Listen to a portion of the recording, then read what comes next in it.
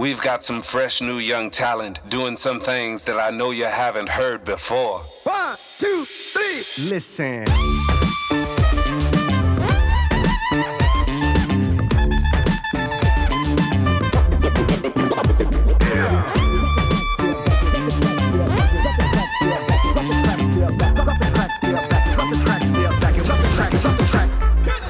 All right, everyone, we're going to get started here.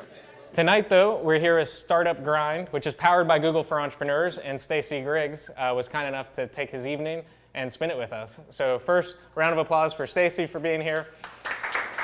Thank you. Thank you. So with that, I think we're going to jump right into the fireside chat. One of the things I think really interesting about El Toro, you haven't taken a lot of outside investment, or have you taken any outside investment? Minimal. Kind of a seed round at the beginning, but one of the things that we had is since myself and my partners had built and sold some companies before, we didn't have to pay ourselves for a while. And it's a hard conversation to have with your wife that, hey, I'm not going to make any money this year, but I think this is going to be really cool.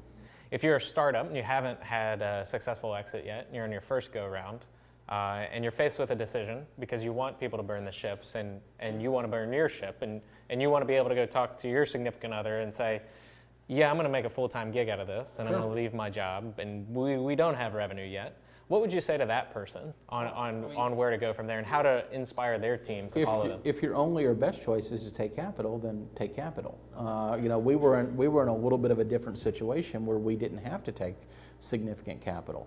I would also tell people that there's this kind of misconception that there's only one way to get capital.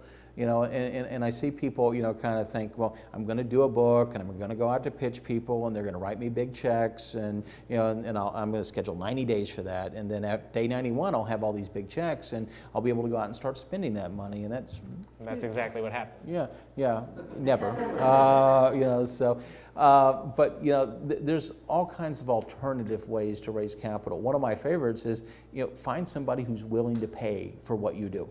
And find that client, and even if you have to build your product that's almost like a consulting gig for them, but you still end up owning that product at the end, that's a really good way to finance something that you find somebody with a need, they're like, I would be willing to pay to solve that need. Your next question is how much, and then would you sign this?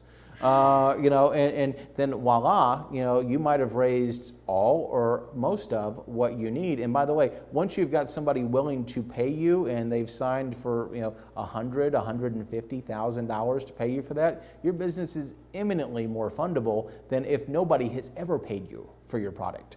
If you've never done a startup weekend and you're thinking about doing a startup weekends are a great exercise because you get through all of that in a weekend, and that whole, if you come into Sunday on a startup weekend, you're like, hey, we sold $200 worth of this.